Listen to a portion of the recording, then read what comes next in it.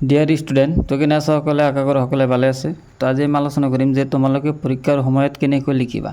তো কেনেকৈ লিখিলে তোমালোকে পৰীক্ষাত এটা ভাল ফলাফল আনিব পাৰিবা বা তোমালোকে কেনেকৈ লিখা উচিত পৰীক্ষাৰ সময়ত সেই বিষয়ে আলোচনা কৰিম। মানে তোমালোকক সাধাৰণ এটা ধাৰণা দিম, কাৰণ পৰীক্ষা আমিও দিছোঁ আৰু বহুতে দিছে। মানে পৰীক্ষাত লিখাৰ এটা মানে ধৰণ আছে বা লিখাৰ আৰম্ভণিৰ এটা ধৰণ আছে, কেনেকৈ লিখিবা, কেনেকৈ লিখিলে তোমালোকে ভাল নম্বৰ পাবা বা মেট্ৰিকত তোমালোকে লেটাৰ নম্বৰ পাবা বা ডিষ্টিংশ্যন মাৰিবা বা ষ্টাৰ মাৰিবা। তো তাৰ কাৰণে মানে তোমালোকে যাতে পৰীক্ষাত এটা ভাল ৰেজাল্ট কৰিব পাৰা, তাৰ কাৰণে তোমালোকক এটা গাইড কৰিম। মানে পৰীক্ষাত কেনেকৈ লিখিবা তাৰ এটা সাধাৰণ এটা মানে তোমালোকক ইনফৰমেশ্যন দিম যে তোমালোকে কেনেকৈ লিখিলে তোমালোকে ভাল নম্বৰ পাবা। তো প্ৰথমে কৈছোঁ যে এইটো কেৱল মানে HLC এক্সামৰ কাৰণে নহয়, ঠিক আছে। এইটো মানে লিখিছোঁ কেৱল মাত্ৰ HLC এক্সামৰ কাৰণে নহয়, এইটো মানে সকলো পৰীক্ষাৰ কাৰণে ইম্পৰ্টেণ্ট। তোমালোকে হয় ক্লাছ 7ত আছা বা 9ত আছা বা 8ত আছা বা 10ত আছা বা মেট্ৰিক দিবা বা তোমালোকে হাই ছেকেণ্ডাৰী পঢ়া, তোমালোকে হাই ছেকেণ্ডাৰী ফাইনেল দিবা। তো যিটোই হওক মানে সকলো ক্ষেত্ৰতে মানে বহুত ইম্পৰ্টেণ্ট হয়। মানে পৰীক্ষাৰ দিয়া ধৰণটো, পৰীক্ষাত লিখাৰ ধৰণটো মানে বেলেগ। তোমালোকে যদি পৰীক্ষাত লিখাৰ ধৰণটো যদি শিকিব পাৰা সঠিককৈ, তো মই 100% গেৰাণ্টি দি ক'ব পাৰোঁ যে তোমালোকে ভাল ৰেজাল্ট এটা কৰিব পাৰিবাই, ঠিক আছে। এইটো আমি 100% গেৰাণ্টি দিব পাৰোঁ যে তোমালোকে যদি এই থুলমূল ধাৰণাটো যদি ল'ব পাৰা, এই ধাৰণাৰ কাৰণে তোমালোকে মানে বহুত উন্নতি কৰি মানে বহুত এটা ভাল নম্বৰ পাবা। এইটো আমি 100% গেৰাণ্টি দিব পাৰোঁ। তো ভিডিঅ'টো মানে স্কিপ নকৰাকৈ সম্পূৰ্ণ চোৱা। তো মই ষ্টেপ বাই ষ্টেপ তোমালোকক কৈ দিম যে তোমালোকে প্ৰথমৰ পৰা শেষলৈকে কি কৰিবা। কুৱেশ্যনটো দিয়াৰ পৰা মানে লিখাৰ আৰম্ভণিৰ পৰা তোমালোকে কি কৰিবা, ঠিক আছে, সকলোখিনি কৈ দিম। ভিডিঅ'টো ভাল লাগিলে এটা লাইক কৰি দিবা। তো এতিয়া কথা হ'ল যে প্ৰথমে যে তোমালোকক মানে কুৱেশ্যনটো তোমালোকে যে প্ৰথমে যে পেপাৰত লিখিবা, তাৰ মানে আমি বেছি ভাগ কৰা নাই, মানে 4টা ভাগ কৰিছোঁ, ঠিক আছে, 4টা ভাগ। তো 4টা ষ্টেপ কি আছে, ভাগ 4টা কি আছে, সেইটো আমি তোমালোকক এতিয়া এটা কৈ বুজাই দিম। তোমালোকে ধৈৰ্য সহকাৰে বুজিবা, বেছি সময় নালাগে, 10 মিনিটৰ ভিতৰত হৈ যাব। কিন্তু তোমালোকে ভিডিঅ'টো ধৈৰ্য সহকাৰে চোৱা, কাৰণ এই ভিডিঅ'টো চালে তোমালোকৰে লাভ হ'ব। এইটো কেৱল মই আকৌ কৈছোঁ যে এইটো কেৱল মানে মেট্ৰিকৰ কাৰণে নহয় বা হায়াৰ ছেকেণ্ডাৰী ফাইনেলৰ কাৰণে নহয়, এইটো সকলো পৰীক্ষাৰ কাৰণে। হয়তো বহুত প্ৰাইভেট স্কুল আছে তাত মানে এই নিয়মবোৰ শিকায়, কিন্তু বহুত স্কুল আছে বা এনেও মানে বহুত ছাত্ৰ ছাত্ৰী নাজানে যে কেনেকৈ লিখিব লাগে বা কেনেকৈ লিখিম, ঠিক আছে। তো প্ৰথমে আমি প্ৰথমে ভাগ কৰি লৈছোঁ 1 নম্বৰত আমি কি লৈছোঁ, পেজ ছেটআপ, ঠিক আছে। তোমালোকক পেজ ছেটআপ কি, তোমালোকক যে এটা পেজ দিয়ে, ঠিক আছে, ধৰা এটা পেজ দিলে, তো এই পেজটো তোমালোকে চাৰিওফালৰ পৰা, ঠিক আছে, সমানকৈ এটা পাছ কৰি ল'ব, মানে এটা চিহ্ন দি ল'ব চাৰিওফালৰ পৰা, যাতে চাৰিওফালে অলপকৈ ঠাই থাকে, কাৰণ এইটো দেখাত অলপ ভাল দেখা যায়, ধুনীয়া দেখা যায়। তো এইটো মানে আমিও কৰিছোঁ বা বহুতেই কৰে, ঠিক আছে। তো এইটো মানে লেখাৰ কাৰণে মানে বহুত ভাল ষ্টেপ হয়। তো তোমালোকে এইটো প্ৰথমে কৰিবা, মানে পেপাৰ দিয়াৰ পিছতেই তোমালোকে এইটো কৰি ল'বা, ঠিক আছে। তাৰপিছত পেপাৰৰ ওপৰত যিখিনি লিখিব লাগে সেইখিনিতো লিখিবই লাগিব, সেইটো মানে প্ৰথম কাম। তাৰপিছত তোমালোকে এইখিনি কৰিবা, মানে পেপাৰটো দিয়াৰ পিছত এইখিনি কৰিবা। তাৰপিছত 2 নম্বৰটোত হ'ল ক্লিয়াৰ কুৱেশ্যন নাম্বাৰিং, ঠিক আছে। ক্লিয়াৰ কুৱেশ্যন নাম্বাৰিং মানে তোমালোকে যে এনচাৰটো যে লিখিবা, কেৱল মানে বহুতে মানে কি কৰে ডাইৰেক্ট মানে এনচাৰটো লিখি দিয়ে, কিন্তু ওপৰত কুৱেশ্যন নাম্বাৰটো দিবলৈ পাহৰি যায়। কিমান নম্বৰ কুৱেশ্যন সেইটো মানে পাহৰি যায়, কুৱেশ্যন নাম্বাৰটো মানে নিদিয়ে, বহুতে নিদিয়ে, বহুত এক্সামত তেনেকুৱা হয়। তো তোমালোকে ধৰা স্কুলৰ এক্সামত তেনেকুৱা কৰিলে হয়, মানে টিচাৰসকলে নাম চাই বুজি পায়, কিন্তু তুমি যেতিয়া মানে ফাইনেল এক্সাম দিবা তাত মানে কোনো নাম নাথাকিব, কেৱল তোমাৰ ৰোল নম্বৰ ওপৰত নিৰ্ভৰ কৰিব। কিন্তু তোমালোকে তাততো মানে টিচাৰসকলেতো তোমাক চিনি নাপায়। তো তোমালোকে টিচাৰসকলে যদি তেনেকৈ এতিয়া মানে কুৱেশ্যন নাম্বাৰটো নিদিয়া, তেনেহ'লে টিচাৰসকলে তোমাক নাম্বাৰ ধৰি নিদিয়ে। তো তোমালোকে যদি ভুল কৰা তাতে ডাইৰেক্ট তুমি লিখিছা পালে গোটেইখিনি ৰাইট এনচাৰ কৰিছা, কিন্তু তাত মানে কি দিব, 0 নাম্বাৰ দি দিব। বা তেনেকুৱা যদি টিচাৰ হয় হয়তো বা নাম্বাৰটো ধৰি দিব, ঠিক আছে, বা ধৰি নিদিবও পাৰে।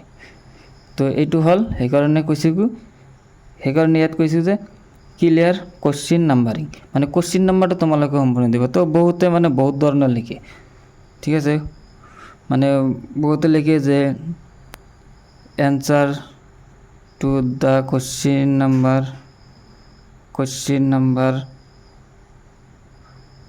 3 4 2 1 যেটো থাকে দি দিয়ে।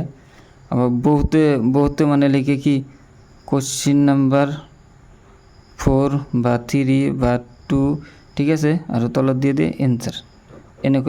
এনেকৈ লিখিলে মানে এটা মানে গম পোৱা যায় যে এইটো যদি এনসাৰ দিয়া। ইয়াত চোৱা, ইয়াত ধৰা তোমালোকে কোশ্চিন নাম্বাৰ 4 দি তলত এনসাৰ দিছে, তেনেহ'লে টিচাৰে মানে এইটো চাই গম পাব যে এইটো তুমি 4 নম্বৰ কোশ্চিনৰ এনসাৰটো লিখিছা।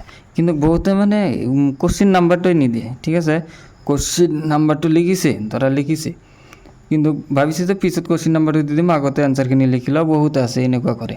তো পিছত মানে এনসাৰটো লিখাৰ পিছত কি হয় মানে কোশ্চিন নাম্বাৰটো দিয়াত মানে মনতে নাথাকে। তো তেনেকুৱা ক্ষেত্ৰত কি হ'ব, তোমালোকে মানে লিখিবা, তোমালোকে কষ্ট কৰি লিখিবা, সকলো কৰিবা, কিন্তু তোমালোকে নাম্বাৰটো নাপাবা, ঠিক আছে। তো এইখিনি তোমালোকে খেয়াল ৰাখিবা। তো 1 নম্বৰৰ পেজ ছেট আপ, 2 নম্বৰত কি আছে, 2 নম্বৰত ক্লিয়াৰ এণ্ড কোশ্চিন নাম্বাৰিং। তো ক্লিয়াৰভাৱে তোমালোকে কোশ্চিন নাম্বাৰটো দি দিবা এনসাৰৰ লগতে, ঠিক আছে, মানে কোশ্চিন নাম্বাৰটো দিয়াৰ পিছত এনসাৰ লিখিবা।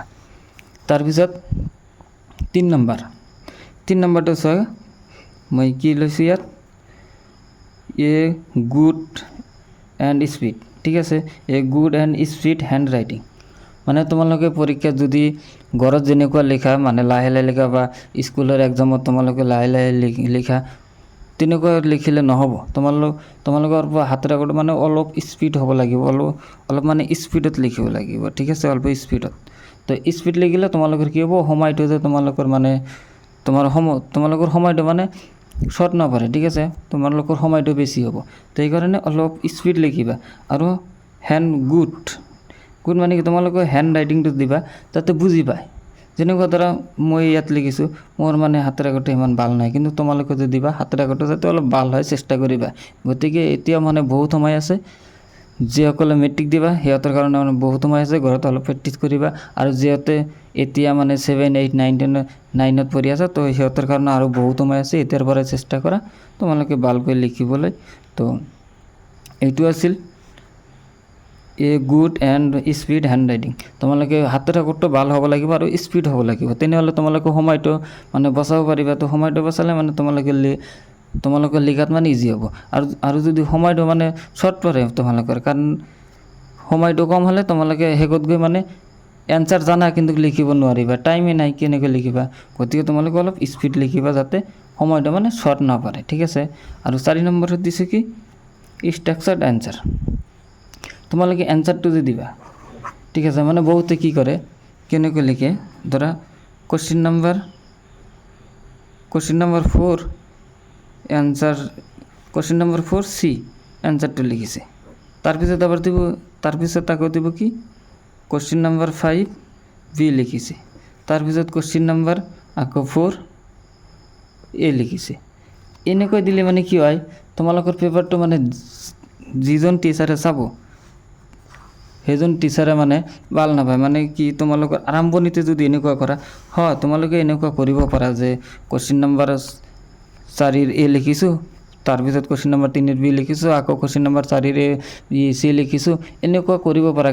ক'ত মানে শেষত প্ৰথমে যাতে মানে যিজনে টিচাৰে মানে তোমাৰ পেপাৰ চাব, টিচাৰে যাতে পেপাৰটো চাই বুজি পায় যে না এই মানে ছাত্ৰজনে কিবা এটা জানে, ঠিক আছে, কিবা এটা জানে, মানে পৰীক্ষা দিয়াৰ মানে তোমাৰ পেপাৰটো চাই যাতে গম পাই জানে ছাত্ৰজন ভাল, পঢ়া শুনা ভাল, বা পৰীক্ষা দিয়াৰ নিয়মটো জানে, বা লিখাৰ ধৰণটো ভাল।